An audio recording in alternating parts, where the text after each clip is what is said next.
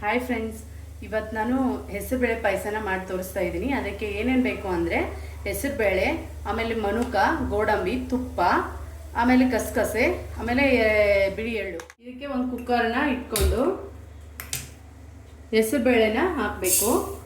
ನೀವು ಎಷ್ಟು ಜನ ಇರ್ತಿರೋ ಮನೆಯಲ್ಲಿ ಅಷ್ಟು ಜನನ ಆಗೋ ಥರ ಮಾಡ್ಕೊಳ್ಬೇಕು.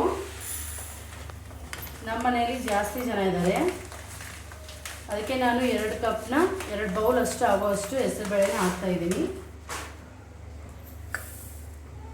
ಆಮೇಲೆ ತುಪ್ಪ ಹಾಕೋಬೇಕು ಹುರಿಯೋಕ್ಕೆ. ಸ್ವಲ್ಪ ತುಪ್ಪ ಜಾಸ್ತಿನೇ ಹಾಕಿ, ಅಂದರೆ ಟೇಸ್ಟ್ ಕೊಡುತ್ತೆ. ಇದನ್ನು ಚೆನ್ನಾಗಿ ಹುರ್ಕೊಳ್ಬೇಕು. ಇದು ಸ್ವಲ್ಪ ಸ್ಮೆಲ್ ಬರಬೇಕು, ಆ ಥರ ಅಷ್ಟು ಹುರಿಬೇಕು. ತುಪ್ಪದಲ್ಲಿ 1-2 ನಿಮಿಷ ಹೀಗೆ ಹುರ್ಕೋಬೇಕು. ಅದು ಸ್ಮೆಲ್ ಬರುತ್ತೆ. ಆವಾಗ ತುಂಬ ಕೆಂಪಾಗುವಷ್ಟು ಹುರ್ಕೋಬೇಡಿ, ಸ್ವಲ್ಪ ಸ್ಮೆಲ್ ಬರೋದ್ರಿಂದ 3 ಗ್ಲಾಸ್ ನೀರನ್ನು ಹಾಕೋಬೇಕು. ಹಾಕಿ ಇದನ್ನು ಕುದಿಯೋಕ್ಕೆ ಇಡಬೇಕು.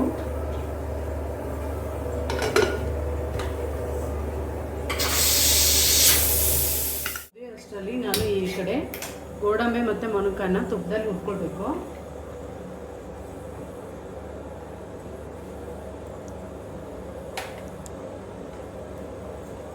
ತುಪ್ಪ ಕಾದಿದೆ.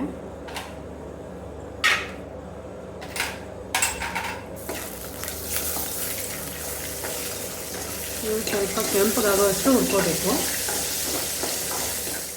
ಇದು ಕೆಂಪಗಾಗಿದೆ, ಇದನ್ನು ತೆಗೆದುಕೋಬೇಕು. ಹಾಗೆ ಮನುಕನ ಹಾಕೋಬೇಕು. ತುಂಬ ಫ್ರೈ ಮಾಡಬೇಡಿ, ಮನುಕನ ಸೀದೋಗ್ಬಿಡುತ್ತೆ. ಇಷ್ಟಾದರೆ ಸಾಕು. ಹುರ್ಕೊಂಡ್ಮೇಲೆ ನಮಗೆ ಅದಕ್ಕೆ ಸ್ವೀಟ್ ತಕ್ಕಷ್ಟು ಪಾಕ ಬೇಕಾಗುತ್ತೆ. ಅದಕ್ಕೆ ಬೆಲ್ಲದ ಪಾಕನ ಮಾಡ್ಕೋಬೇಕು. ಅದಕ್ಕೆ ಬೆಲ್ಲ ಹಾಕಿ ಸ್ವಲ್ಪ ನೀರು ಹಾಕಬೇಕು. ಅದು ಕರಗಬೇಕು. ಅಷ್ಟು ನೀರು ಹಾಕಿ ಅದು ಕರಗಿಸೋಕ್ಕಿಡಬೇಕು.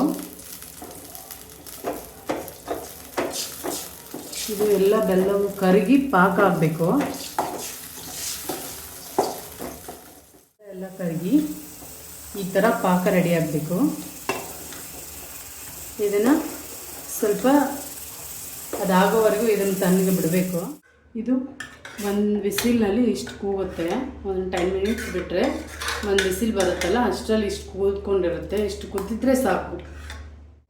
ಇವಾಗ ಆವಾಗಲೇ ಬೆಲ್ಲನ ಕರಗಿಸ್ಕೊಂಡಿವಲ್ವ, ಆ ಬೆಲ್ಲ ಪಾಕನ ಇದಕ್ಕೆ ಹಾಕೋಬೇಕು.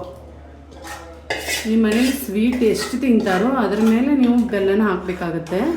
ನಮ್ಮ ಮನೇಲಿ ಅಷ್ಟೊಂದು ಸ್ವೀಟ್ ತಿನ್ನಲ್ಲ, ಅದಕ್ಕೆ ಸ್ವಲ್ಪ ಬೆಲ್ಲನೇ ಹಾಕಿರೋದು. ನಿಮ್ಮ ಮನೇಲಿ ಎಷ್ಟು ತಿಂತಾರೋ ಸ್ವೀಟ್ಸ್ನ ಅದನ್ನು ನೋಡಿಬಿಟ್ಟು ಹಾಕ್ಕೊಳ್ಳಿ. ಅದಾದಮೇಲೆ ತುಪ್ಪದಲ್ಲಿ ಹುರ್ಕೊಂಡಿರೋ ಗೋಡಂಬಿ ಮನುಕನ ಹಾಕಬೇಕು. ಆಮೇಲೆ ಗಸಗಸೆ, ಹಾಗೆ ಎಳ್ಳು 1 ಸ್ಪೂನಷ್ಟು ಹಾಕ್ಕೊಂಡ್ರೆ ಸಾಕು.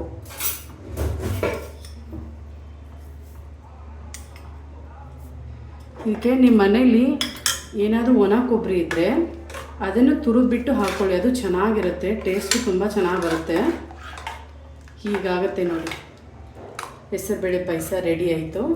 ಇದು ನಿಮ್ಮ ಮನೆಗೆ ಯಾರಾದರೂ ಗೆಸ್ಟ್ ಬರ್ತಿದ್ರೆ ಅಥವಾ ಯಾವುದೋ ಒಂದು ಪೂಜೆ ಇದ್ದರೆ ಬೇಗ ಕ್ವಿಕ್ಕಾಗಿ ಮಾಡಬೇಕು ಅಂತ, ಯಾವುದಾದ್ರೂ ಸ್ವೀಟ್ ಮಾಡಬೇಕು ಅಂತ ಅಂದರೆ ಇದನ್ನು ಮಾಡ್ಕೊಳ್ಳಿ. ಇದು ಬೇಗನೂ ಆಗುತ್ತೆ, ಆಮೇಲೆ ತುಂಬ ಟೇಸ್ಟಾಗಿ ಇರುತ್ತೆ. ಹೆಸರುಬೇಳೆ ಪಾಯಸ ರೆಡಿಯಾಗಿದೆ.